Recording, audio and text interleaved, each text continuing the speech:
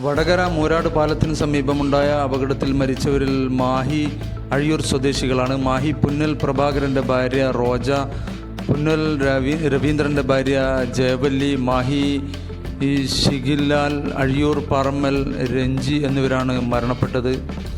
അതേസമയം കർണാടകയിലേക്ക് പോവുകയായിരുന്ന ട്രാവലറിൽ ഉണ്ടായിരുന്ന 9 പേർക്കും പരിക്കേറ്റിട്ടുണ്ട്. ഇവരെ വടകര സഹകരണ ആശുപത്രിയിൽ പ്രവേശിപ്പിച്ചിരിക്കുകയാണ്. കാറിലുണ്ടായിരുന്ന 2 പേർക്കും പരിക്കേറ്റതായി വിവരം ലഭ്യമാകുന്നു. അതേസമയം കണ്ണൂർ ഭാഗത്തേക്ക് പോവുകയായിരുന്ന ട്രാവലറും മൂരാട് പെട്രോൾ പമ്പിൽ നിന്ന് ഇന്ധനം നിറച്ച് കോഴിക്കോട് ഭാഗത്തേക്ക് പ്രവേശിച്ച കാറുമാണ് കൂട്ടിയിടിച്ചത്.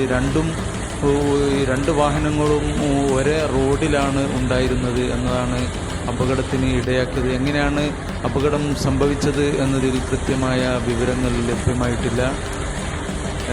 ഇവിടെ മരണപ്പെട്ടവരുടെ മൃതദേഹങ്ങൾ വടകര ജില്ലാ ഗവൺമെൻറ് ആശുപത്രി മോർച്ചറിയിൽ സൂക്ഷിച്ചിരിക്കുകയാണ്.